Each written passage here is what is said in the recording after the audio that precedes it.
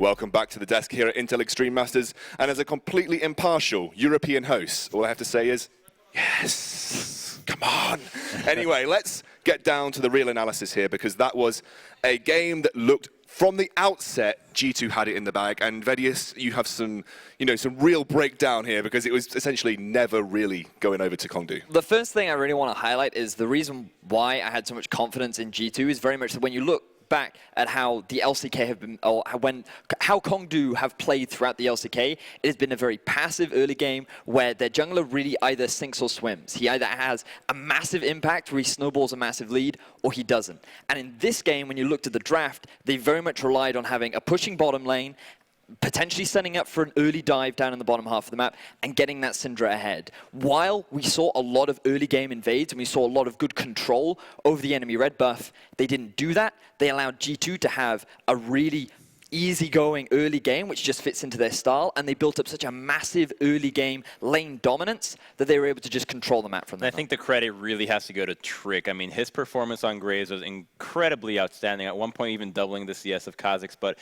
he just had so much presence in the lanes because he played a style where it's more reliant on guaranteeing that his lanes have pressure at all times. He'd show up mid, push the wave, make sure that Jace gets a good recall timing. Same with the top side, just going around and taking care of the lanes, because that's how they won this game, by making sure that all their lanes were constantly pushing.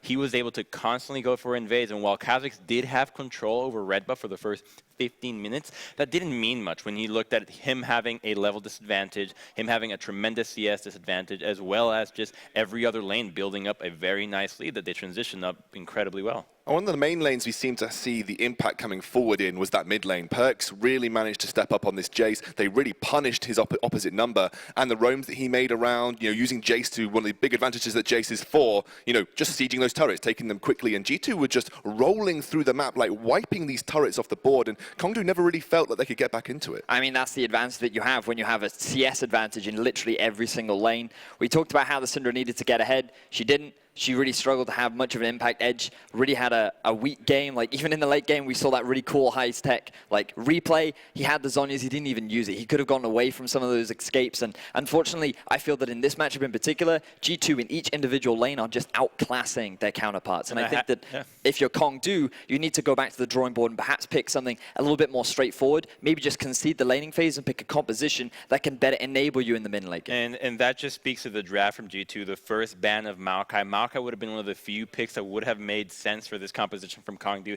as some sort of glimmer of hope of getting back into it. And frankly, the only positive thing from Kongdoo came off the mistake from G2, from Smithy going for the invade. They get that first blood, and that was it. But once that double kill happened in mid lane, that game was over. They had such a complete grasp on that game from G2 that I really think that you were completely right, that this looks to be just a clean 2-0 from G2. Hey, VoDs now takes the mantle of prophet, apparently, here at It's just one series, and it is the best team in Europe. I was just excited to see the prospect of them getting back into form. I knew that they sounded confident coming into it, and it was a pleasant surprise for me to see the G2 that I was expecting. I think it's a pleasant surprise for everybody, especially a lot of the G2 fans at home who have seen them flounder in international competitions before. They look strong, and it's good League of Legends to watch. It's calm, controlled League of Legends. I do want to give them credit, but I don't want to. Let's not get ahead of ourselves. We haven't seen game 2. They could drop the ball with the draft, right? They showed the promise that we wanted to see, but we still have to go back into it, make sure that both these teams do it right. Speaking of which, we're going to be heading to a short break before we come back for Game 2 of this series. Can G2 clinch it and make it to the Spodek Arena for a Saturday match? We'll see.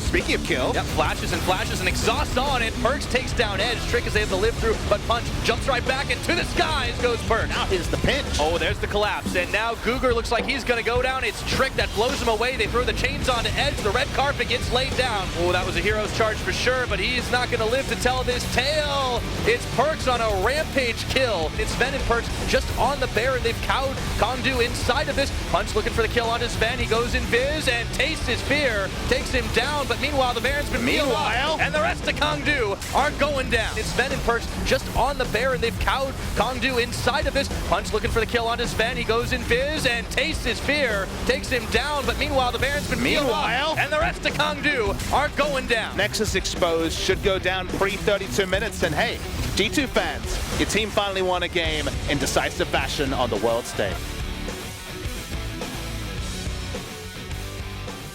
Athletes aren't just born. They're molded from the core. A core of strength. A core of laser focus. A core that can handle anything. A core that sweats the small stuff. A core that's the difference maker, game changer, world shocker. You see, hard work makes the athlete. But the edge of a Core i7 processor makes you unstoppable.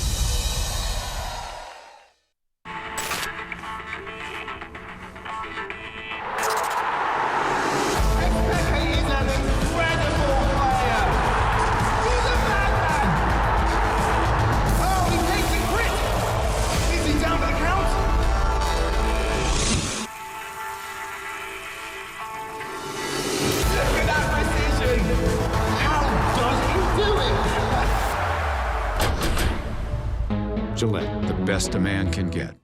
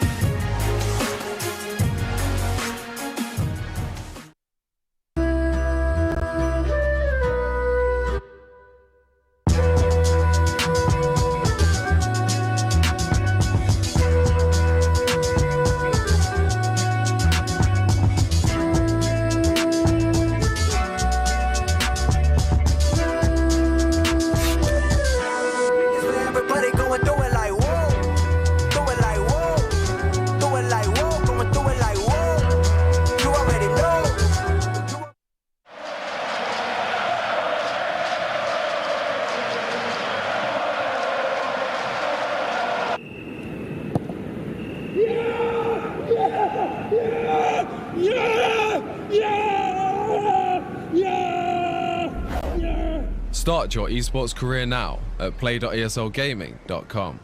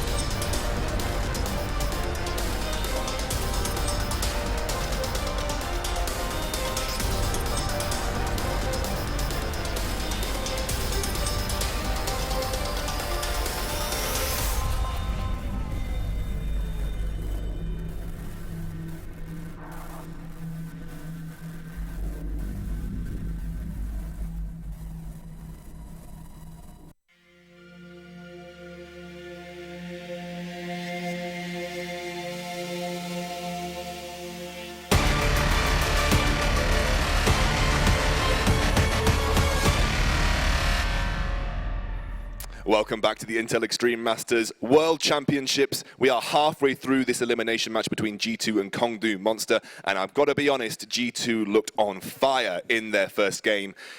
Now going into this next draft, more of the same from G2, and what can Kongdoo change up?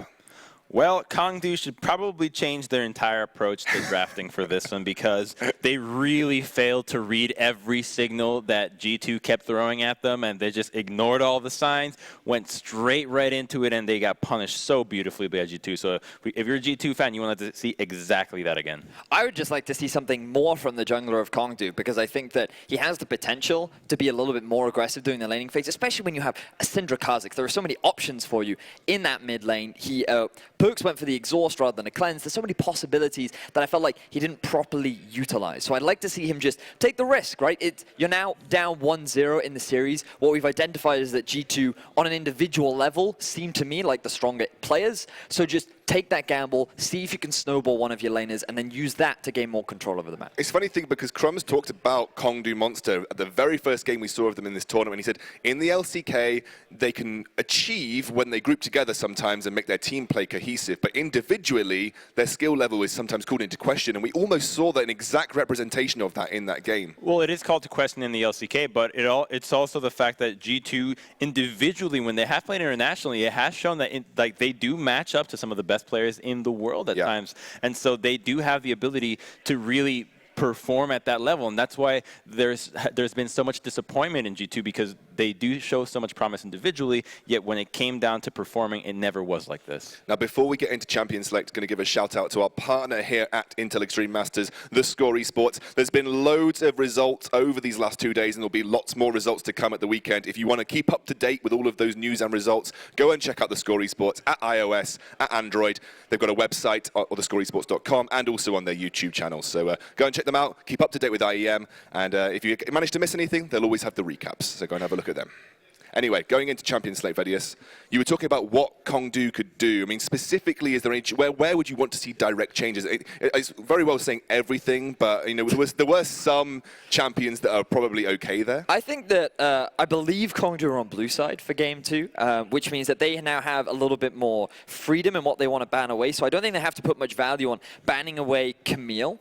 I think they'll still stick to their LeBlanc ban because in LCK, they do not like LeBlanc at all. And we've seen throughout the LCS that Perks is an individual that likes that style of champion. He really can have a large impact on it. But it does mean that they can put a little bit more value on champions like Varus. And I think that that in itself will give them a little bit more freedom and power in the bottom lane, which they can then transition into the mid and late game. And I really want to make sure that the jungler is being targeted here. I don't want to see Trick if you getting that Graves again. He is the best jungler right now, and when you pair him with the lanes that G2 had, it's just going to look that much better because that's the kind of composition that we've been criticizing all week long for what an Ivern comp should look like. Just having a lot of kill or pushing lanes all the time so you can have free reign to do whatever you want, but then you couple that with a jungler that brings a lot of damage and farms insanely fast, and you just get another carry coming in from the jungle. Absolutely. We're into Champion Select here. Jace has been banned away by Kongdoo Monster. Varus in retaliation as the second ban here. Now, what I think is fascinating is if Kongdoo Monster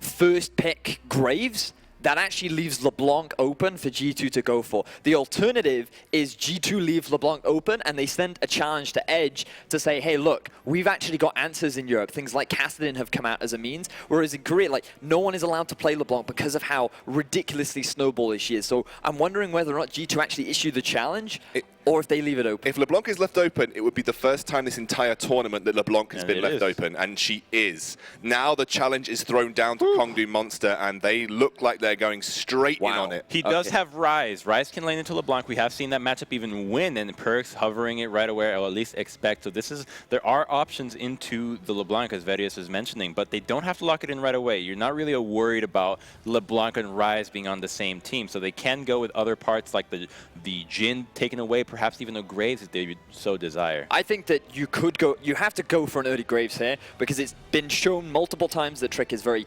proficient on the jungler. What I'm curious as to whether or not they go for an early Tahm Kench here because we've seen that Mithy actually has a lot of value on it, a lot of success on it, but it looks like right now that our prediction skills are way off because while the G2 have gone for a very early Ryze, I think that it doesn't hold much value because you can save it for your third pick. You can save it for your third, but you're never going to save it to the second. But I love this, though, however. Even though the Graves is such a powerful pick right now, this is more catering towards a specific. This is saying, LeBlanc, you're going to get shut down because Ryze and Lee Sin are very powerful in dealing with this champion. Sure. Dragon's Rage and Resonating Strike are so useful when dealing with this pick. Not only can you pretty much one-shot LeBlanc, but you have tools to make sure that anytime she goes in, you can always capitalize, and that neutralizes this pick very well so far. KDM, they are hovering the Jin. Would you potentially even see a Jin and Tahm Kench lock in here for Kongdoo Monster? I mean, there's always the possibility, but there's a risk, right? Because if you go for a Tahm Kench, then you're also giving Sven and Mithy the opportunity to get a hard pushing bot lane like Sivir Karma, right? Which is always a risk, because we already saw what happened when they were in a losing matchup in game 1. Do you really want that potential? So I think that if you are Kongdoo, you don't necessarily need to get your jungler now. I mean, it might be a good idea, given how much G2 actually have the freedom to pinch it. So instead, Kongdoo are just going to guarantee that they can have a strong pushing bottom lane. Yeah, I think you are right there, worrying about the fact that the Jin Tahm Kench just does not have that kind of level of push, and they're going to lock in the Karma. What would be an ideal pick here before we go into the second ban rotation? They're hovering the Sivir. You just make sure that the obvious picks, right? Because Kongdoo is expecting this kind of a pick coming out. You don't really want to go with, say, an Ashe here because you're going to put yourself in the danger of LeBlanc nonstop. Maybe the clone could even blow a flash if you're playing Ashe. So blocking in the Sivir makes it nice and easy. And right now, the pick to contest in this next ban phase has got to be the Maokai. Both these comps would benefit tremendously from having this, and it absolutely must be banned. Well, definitely by Kongdoo Monster specifically, because G2 could pick it up themselves on that first rotation of the second pick phase. But they have got the first ban, and we are waiting for them to make up their mind. What would you be looking to ban? Kha'Zix is one of them. Yeah, so we talked already about how G2 now have the freedom to pinch the jungle pool from Kongdoo Monsters. I wonder whether or not Kongdoo are actually looking to take away some of the top laners, or they could also pinch supports, right? So the Tahm Kench being taken off the board, very directed towards Mithy. We're now looking at things like Zyra Malzahar is still available. Malz may very well be a decent pick with the Sivir, but when you think like the most standard thing that we've seen in Europe is Sivir Karma. That's usually been the go-to. And when you take Mithy off his Tahm Kench, they might go towards something like a Nami as a possibility. You lose a little bit of your pushing power, but it will definitely make up for it in terms of your ability to trade in lane. Renekton is the next ban here for G2. Is this indicating a potential Rumble pick again for Expect? No, Rumble is banned. Oh, Rumble's banned, yeah. I think what the Renekton says is just saying we want to make sure that you don't have a chance of picking a top lane that will have pushing power. Okay. They want to nullify any chance of Kongdoo taking what looked to be a recipe for success from G2's previous game and apply it to this one again. So we'll see what this next ban from Kongdoo is. A Thresh, and I mean, it could just be a Maokai here. It really just makes a lot of sense when you're considering you're going up against LeBlanc. Yeah. Completely nullify that pick. You'll have such a powerful team fighting composition as well if you're There it G2, is. because you've got the Sivir to act as an initiation. You've got Realm Warp flank from Maokai, which is really potent because then he doesn't have to rely on the teleport. Kongdoo Monsters, they still have champions like the Nautilus and Poppy available to go into the Maokai. They could look to go a little bit more aggressive, maybe risk something like a cannon, but I don't think that's necessarily Kongdoo's style. Yeah, we'll have to see what they choose on this next rotation, because they're going to lock in potentially their top laner and their jungler. They've left their jungler till quite late on in this pick phase. It is going to be the Nautilus locked in for the top. Yeah, so the Nautilus does have a winning matchup into Maokai early game. That Corruption Flask even offers so much damage that it can even be kill pressure if Graves chooses to go towards that lane. So Kongdoo doing a much better job with this draft so far. They actually have a lot of opportunities for Graves all around. They pushing bottom lane. We don't know exactly what the support from G2 will be yet, but they might have the pushing advantage in the bottom side. However, it will fall down to mid lane once again. They've got loads of options, though, in the support role right now. They've got that Malzahar, they've got that Zyra, they've even got things like Braum, which have seen some play on 7.3. So, you know, there's plenty of options right now for G2. That is a godly pick. Well, we'll wait to see if he locks it in. I'm not going to get excited about a Soraka until that gets locked in. But you have to get excited about Soraka because her silence is one of the most broken abilities in the game. Pretty much an instant field, which means that if LeBlanc ever distortions in, immediately silence drops and she's incredibly screwed. So this is a wonderful draft from G2 again. I think that G2 have come out miles ahead of the draft. They predicted the LeBlanc early rotation. It is a very well-known fact that Korea have high value on the champion, and they've tried to make success with it in the past. My biggest issue issue with Kongdoo's comp is it is very pick reliant, it's very snowbally, and I don't think that Punch is going to have any kind of early game impact, and we're going to see very similar to what we saw in game 2 game 1, sorry, with G2 being able to get an early lead and having full control over the laning phase. So you think they're going to do a rinse and repeat of last game, just dominate lane, dominate game? G2-0 is I wouldn't say it's going to be that one-sided, but I do think G2 has the edge with the draft significantly, and they will win. But So not in the complete stomp. Yeah, I don't think it will be. Before. It won't be as a complete stomp, but I still think that right now, just looking at the draft, G2 seem to have the edge. So VoDs doesn't get a prediction, because you made a 2-0 prediction last time. I get the impression you're for G2? Yeah, I'm going for G2 on that. Changing tune. We're going to hand over to our casters once more to take it away in this last game, potentially, of this best-of-3 series. Thank you very much, gents. Once again, Pop Smithy, Pyrotechnics, we're both here. We're ready for game 2. G2 are going to try to put this one away, but we'll see if Kongdoo can fight back. It's fun. There's a lot of new tech on the Rift, especially if you're an LCK fan, because only third LeBlanc sighting of the entire year. Tempt played it once, had a big performance. No one else got it. We saw one game further, and now we see it again, and I like the tech that was brought to answer it from G2. The Soraka last pick, the Silence Field, a lot of compositional answers to the LeBlanc. The Rise, pretty decent matchup in mid as well. If Punch gets it going in the mid lane with Edge, that's really the only hopeful thing. You need this LeBlanc to go off. You need the snowball. Because late game, Sivir, Rise, Maokai, whatever the meta, we know exactly what that team does. And it's steamroll in hyper-fast fashion over the enemy. Yep, we'll see if they can get to that point for sure. G2 are looking to make this one as clean as possible. Try and silence the critics of them on international play, but Kongdoo Monster are going to try to use this LeBlanc to get themselves snowballed ahead early on. I wouldn't be surprised to see a lot of 2v2s in that mid lane with the Lee Sin jungle pick. Wellgraves was still up, by the way, and Kongdoo are going deep to start this. Looks like some deep vision placement going to happen. A bit more pick there with the Lee Sin than the Graves. Will be a bit more active in the early game. The reason why you try to go for something like Lee Sin when you see the LeBlanc being drafted is you need to be able to fight at level 3. You need to stop the snowball from coming early, and a lot more fighting power for the Lee Sin when he has access to his abilities. So doesn't want to have the farming style that saw Trick have such a big CS lead over Punch in game 1. It's going to be much more about managing the lanes. Nautilus is going to push in the top lane. LeBlanc always has kill pressure, such as the power over that champion, even with the slight nerf, 10 damage at level 1, and a little bit of damage in the first 14 levels. Kongdoo need to snowball it. They have had good Graves drafts where they've managed to do that, but given all the answers from G2, exhaust on perks, it's going to be a tricky one for Kongdoo to put forward, and thus you have to give advantage, G2. Let's see if it plays out that way. Advanced position, though, for Punch and Roach in this jungle, looking to see if they could get a catch off onto Trick, starting things off, but they're on the bottom side of the map, so instead they settle for just taking jungle away, and Expect has to be signaling right now, wait a minute, top laner's not here.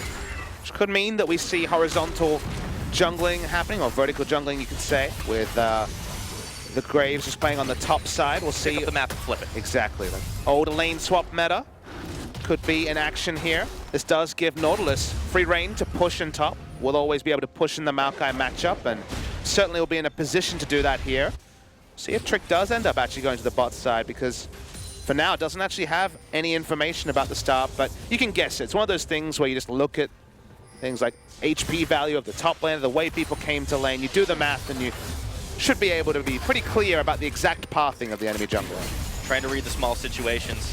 Sven taking a little bit low to start things off. He's pushed back by Sol, who just keeps firing the shots. He's got one big one left, and the heal for Mythy comes out.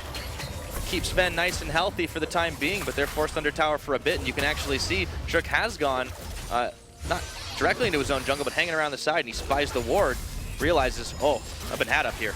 Yeah, so could actually be a pretty big CS advantage for Punch in the clear. Trick still got level 3 because he had enough camps to pick that up swiftly.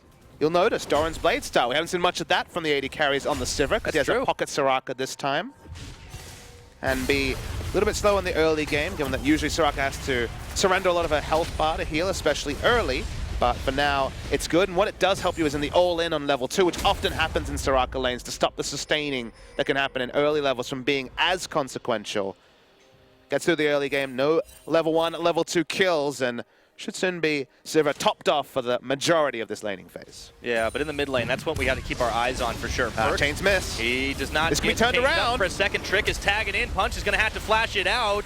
Perks has still got plenty of mana. Ignite going forward. Not enough damage to finish it. One Punch, more auto. one auto. They can't get the job done. No first bloods in mid. Really well baited by G2. The positioning was good from Trick. They turned it around. Conga line, as if it was a Jhin ultimate, needed to be assembled by Graves on the LeBlanc and bot lane. Mythy takes a bit of damage, but won't fall. So, okay, a lot of action early. It's what we were hoping for. When you have snowball lanes like this, you need a battling jungler. And again, that's why Trick looked for Lee Sin over Graves. And he's coming up towards the top side now. Roach has had his shield shredded through, but he's within safe distance of his tower. He has his flash still available. Trick is going to be backing in that brush unless Roach steps too far forward. Should have the sense that this is going to happen. Wait and bait. Yeah, the top lane sense should be pretty straightforward.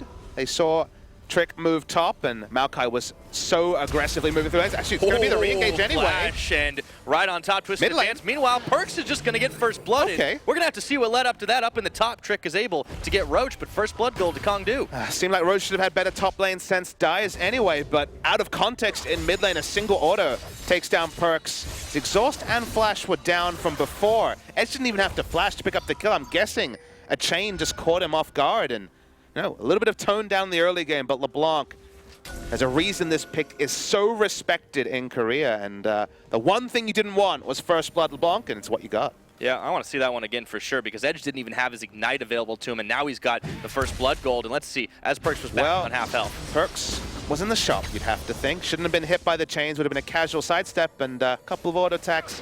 Not even the flash. Pretty embarrassing stuff for Perks in mid.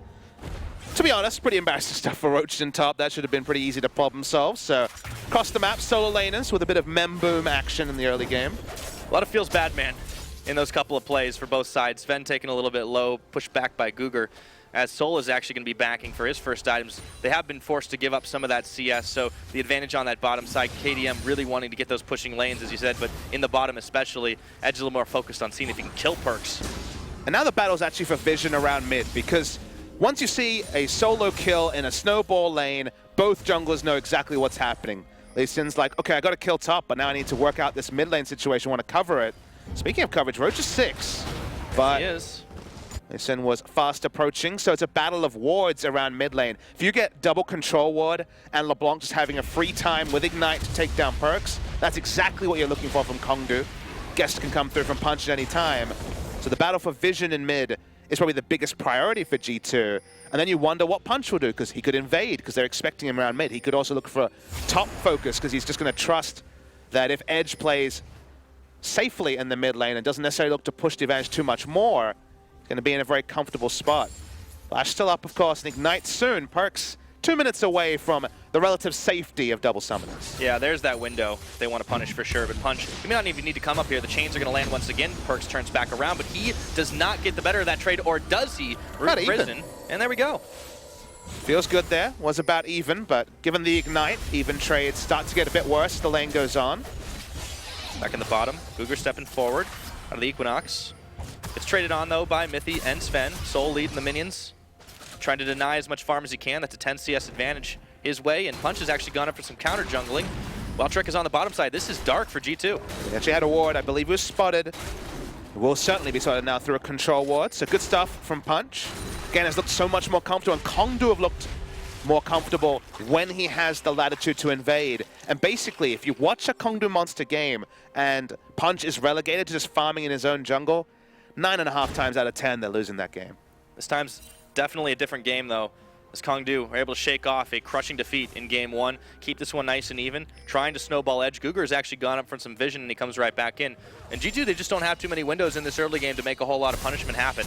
That said, they do have control wards in the inventory, and that's where the punishment hasn't come from Kongdoo. Their warding is usually super solid, but it isn't around mid. There is definitely some early vision to predict or see the Graves from coming in. Only a single control ward that's actually not really patrolling an area that's going to be very relevant in the next couple of seconds. So for now, vision not working for Kongdoo, even if the lanes are. Speaking of lanes. Ooh, Sven, that's a lot of burst, even though he was able to dodge out, two-step out of a few things. Find the ult here. Open up, he's got no spell shield, exhaust is down. Mythy is going to have to tank the shots, and he does. but they are way too low to keep trading. But Graves is on this side of the jungle, so they won't be able to look for any sort of invades or maybe even first brick by taking down the First Blood turret in bot.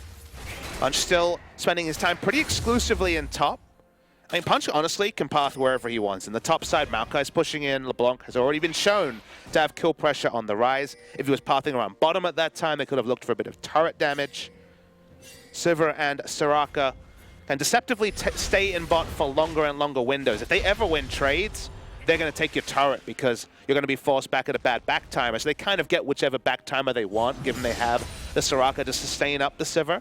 Yeah, it's harder to deal with, but harder to deal with still has been Sol and Gugur playing a lot more aggressive, and honestly, ooh, that feels bad as well, the vision going the way of Gugur. And people might wonder, why is LeBlanc such high priority? We know why she's strong, very commonly banned in solo queue. Numbers are certainly overtuned for what she has, but the big thing about her is that Korea prioritizes safe pushing lanes over everything. They want to be able to push in every lane.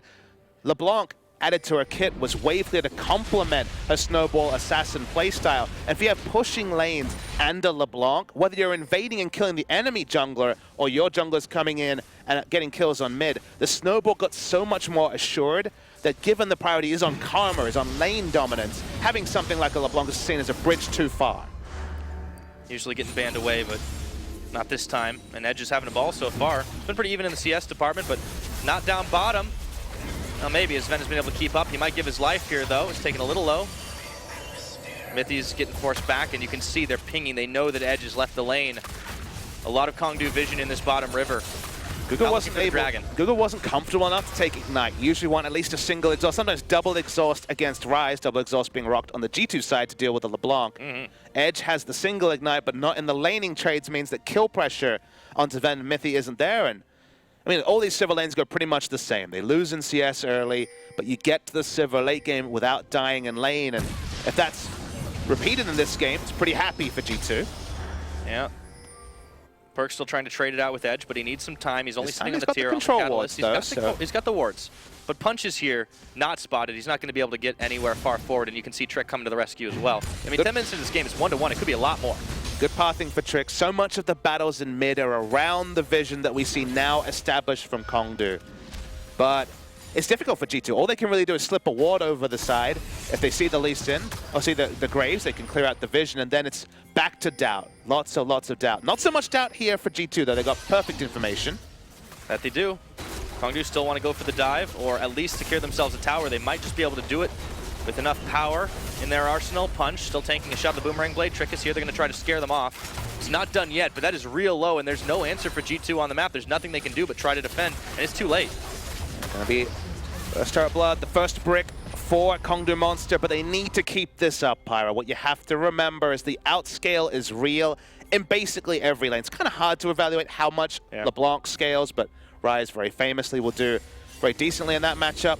In the mid lane, we see LeBlanc entering again. It might be the start of it. They've caught Perks up, depth charge coming in, but he's got friends coming to the party. Realm Warp's on. Where are they heading? It's right on top of LeBlanc. Perks flashes, but Edge has already gotten out of dodge. Yeah, the counter flash, and as the game goes on, you remember back to one of the most famous LeBlanc games of all, that Game 5 of MSI 2015, and that composition included the Maokai specifically, a little bit more out of meta at the time, but as that answer to LeBlanc being able to W in and then be caught by the Twisted Advance, now there's even more of a window, more of a delay on the W, so someone like the Rise can very easily look for the roots. In the late game, it feels like LeBlanc's value has gone down even more than previously, even with her flexibility. And the snowball needs to continue. We need to see 5,000 gold. It needs to be reminiscent of what G2 were able to do in Game 1. And so far, so good, but more needed from Kongdoo Monster.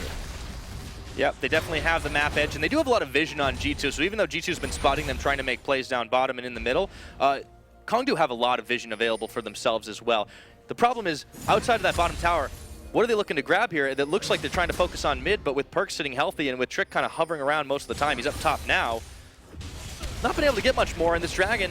Okay, so you can get yourself a Cloud Drake, but it's not nearly the Infernals and Mountains that we were seeing last game. Yeah, and that's the frustration for Kongdoo. The free objective for their early game is a Cloud Drake. They'd rather it was a higher priority Drake. It isn't to be. They clear it out, the Mountain will be more helpful, but That's why Trick can path to top. They don't need to opt into a fight for the Cloud Drake.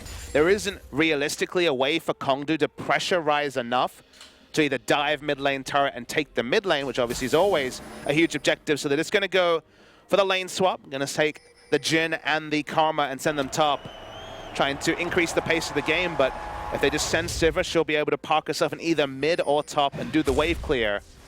1-3-1 should be pretty comfortable for G2 as the Rod of Age is now completed for the Rise. All about buying that time and waiting for the scale up, and you can just unleash the full power of the Sivir comp and run over your opponents. But G2 need to make sure that the wave doesn't overwhelm them for the time being. Edge is going to grab himself his blue, courtesy of a bit of help from Punch. He's right back at it again. I feel like this LeBlanc maybe wants to get out of the mid lane, go somewhere else and see if you can make a surprise play, or at least scare people into thinking you're going to. A new ultimate. Punch, Soul, and Google all up on the top side, though, but they're met by Expect and Trick. That numbers do not quite work out. Teleport's pretty deep here. Teleport is coming in. Google making himself look tasty. Mythi's coming as well, but Roach on the backside. Google is going to get blown through by Trick. And Edge coming around the side to try and answer the charge. It's Punch who knocks him down with the collateral damage. Comboed by Edge. Expect and Mythi forced back under second tier. It is 1-for-1. Jungler for support. End up being an over pursue, though. A lot of tools were used just to kill Trick. Now they're going to walk off. They get the objective. It's all worth it. Mythi's here and take another minion wave to push mid lane and to push top lane. And speaking of pushing turrets in mid lane, Perks and Sven have position on mid, and Edge is just trying to stop them from taking mid turret. But Perks, he's tanking tower shots right now, and oh, they made a wish, but it was way too late. Roach finishes the kill onto Perks, and Sven on the hunt's back to his tower. Just trying to cause a disruption on the map and stop top lane from being pushed, but the kill wasn't supposed to be on the menu. Perks too far overextended with only exhaust, no flash once again, and maybe now mid lane is going to be the turret taken down. There's going to be a lot of standing gold and taken down as Trick. And they're diving right for him. Oh my goodness, Edge goes in, not enough damage, and finishes the job.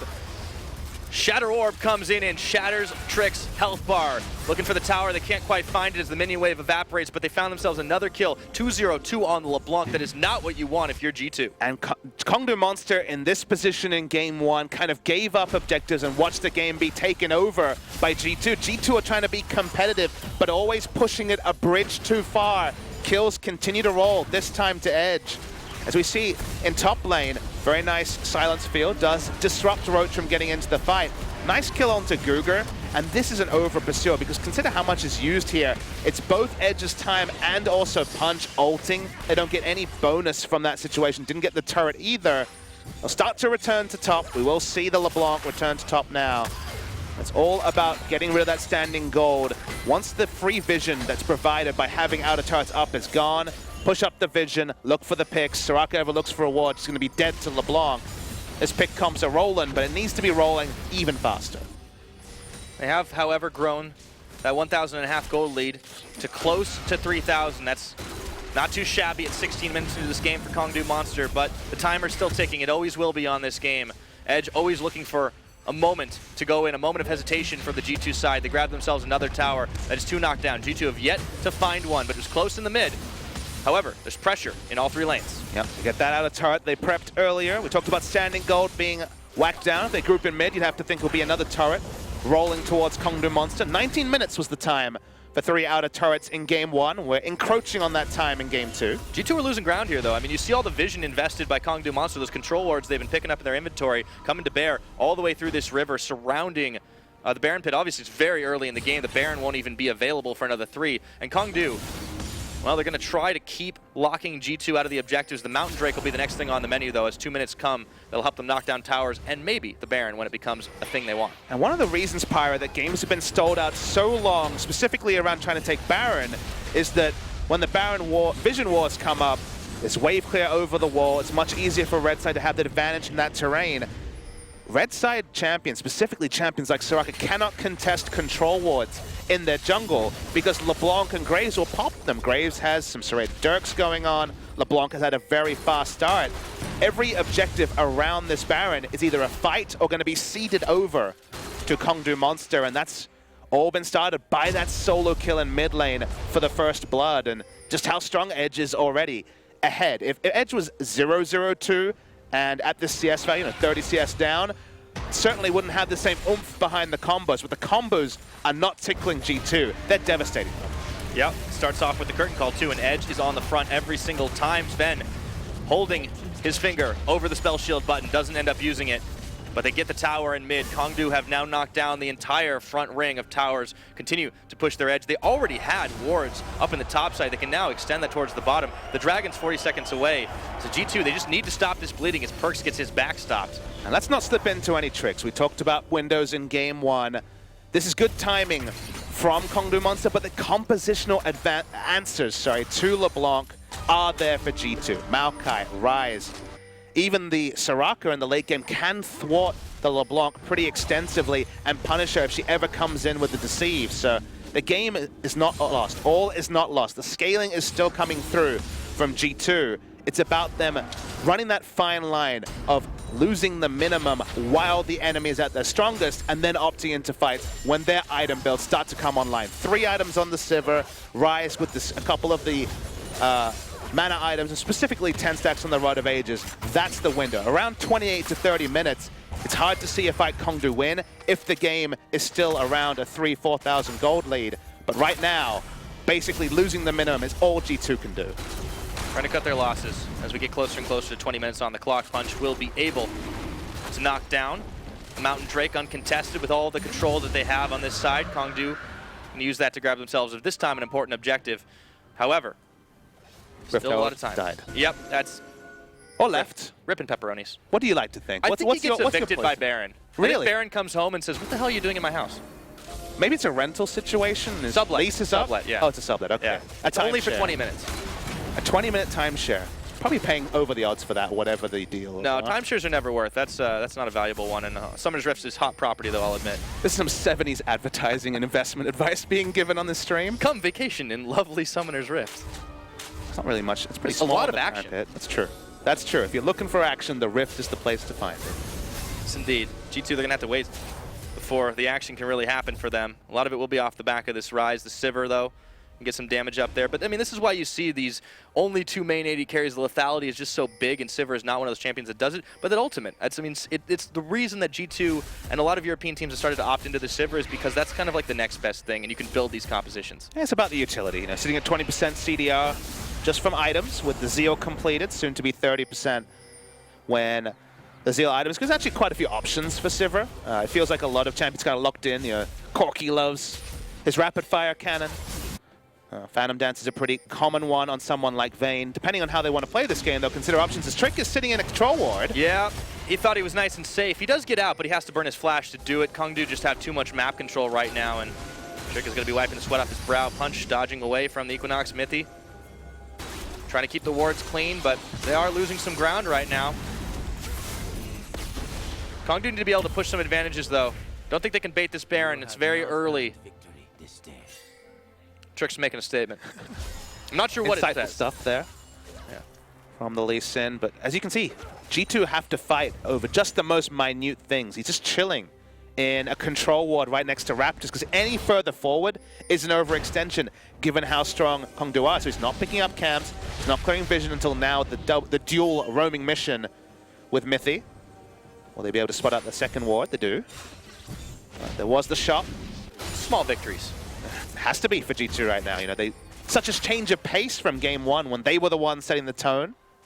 Kongdoo not quite exploding as much as G2 were able to, but we're still early. It feels like this game has rolled on because the objectives started to fall, and we've seen some very delayed games, but 22 minutes in, things looking good. The item timing's looking good for Kongdoo as well, but we've seen Kongdoo in LCK get to this position, and honestly, against the Unicorns of Love, get to this position, and it was about, okay, you got 3 outer turrets, you took the free Drakes.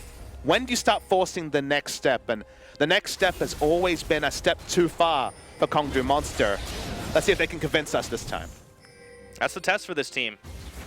Down and out a lot in the LCK, but see if they can take out Europe's best in this game. Perkz gets stopped just under tower. Punch flashes forward, collateral, but Mithy makes a wish to keep his mid laner alive, and this time it's realized. Up at the top, there's still some minions, but Kongdoo are going to need more than that. They're going to need to be able to force them back to take more towers, grow that gold lead.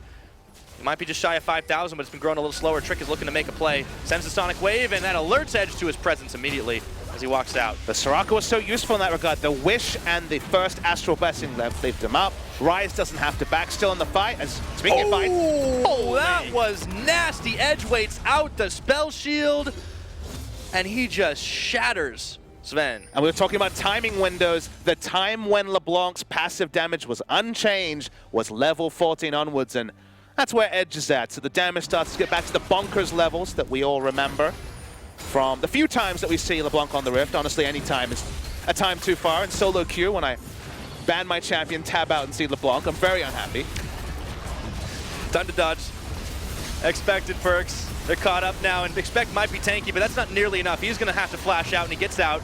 But the tower may not be so lucky. With the minion wave marching forward, the rest of Kongdoo are able to muscle down another turret. That's their 4th of the game. G2 have still not gotten one.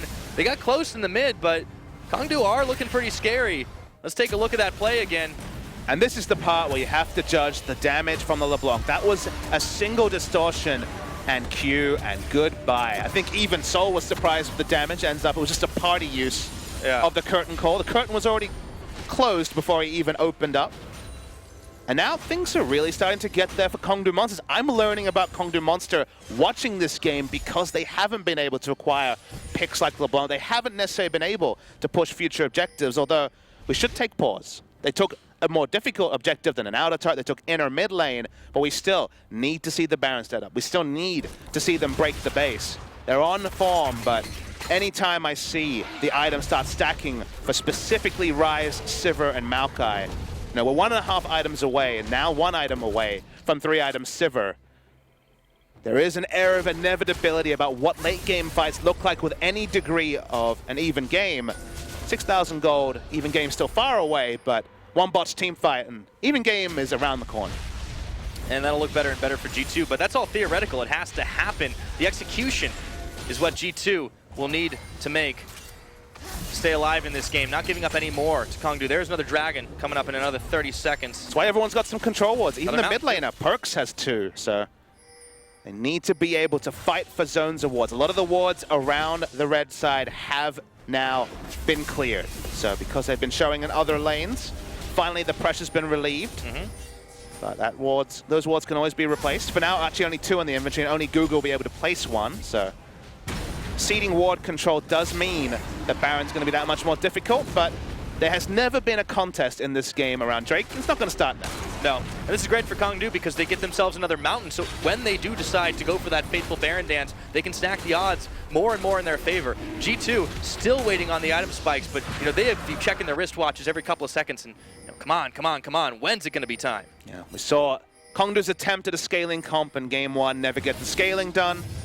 Maybe Now we it's see now. something different is, will anyone come through? Okay, it's Trick and Expect only. But they've separated Soul and Punch. However, the teleport comes in and they realize this might not be the decision we want to make. Sven goes on the hunt, but he's hunting for his own base, and Expect gets pulled back in by the dredge line of Roach. They might turn around on this one, but Soul is untouched, and he goes for the curtain call. Kickback by Trick. Expect is going down, and Edge gets the kill. 4th on the game for him, and now Perks is running and running and Edge running wants more. away. It's blown through for a double. Edge gets 1 more, and now they got Sven as well. 2. Sven, let's see if they can get this kill. Flashing forward for a triple. Oh baby, they're onto the base. The gambit of leaving open LeBlanc has actually been the thing that has thwarted G2 from the solo kill in mid. They've made the profit work, they've made the macro work. 6-0 into 100% kill participation on that mid laner, and they're trying to end the game. They don't have the minions, but they don't need to right now. Trick is keeping them occupied, but it doesn't matter. The rest of Kongdoo They're brute say we forcing can it. tank this one up. Brute force, 1 Nexus turret falls down. The second, 27 minutes, and Kongdoo find the decisiveness. They make this series a lot more interesting, and they will even the score at 1-1. Final kill is the icing on the cake for the LeBlanc.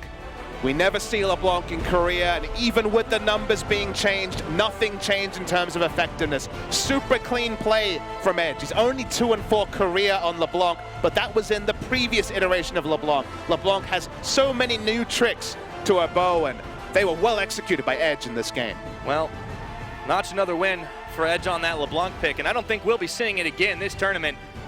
It is just too scary. And now, the EU fans that were in a state of euphoria after game 1. You know, we were all thinking, okay, it's going to be the clean 2-0. Some of us were thinking about our dinner plan. 6:30 was looking like a possibility. We're going late and in the best way possible. High drama for game 3. As, you know, it looked like first place EU versus 10th place Korea in game 1, but those nameplates were off in game 2. Definitely the case, and they gave away a lot in the picks and bans, but the Kongdoo Monster was hungry, and they got themselves a victory. Man, 1-1. And the way it happened was not one way I would have called It's the mana. It's the snowball lead. This is what Kongdoo Monster could do in Challenger so frequently. Haven't been able to do in LCK, but man, they pulled it off. And hats off to Edge. You know, he's had a decent year on Rise, but has never got the LeBlanc. Somehow he's managed to pick it up in solo queue because his mechanics were on point. Certainly were that game, and Kongdoo definitely did what they needed to, blowing the lead right open, and getting themselves Watch your victory. words, Yeah, you got to be careful. But for that, we're all done for game number 2. We're going to be getting into a big game 3, and we're going to be sending off to break. So get ready.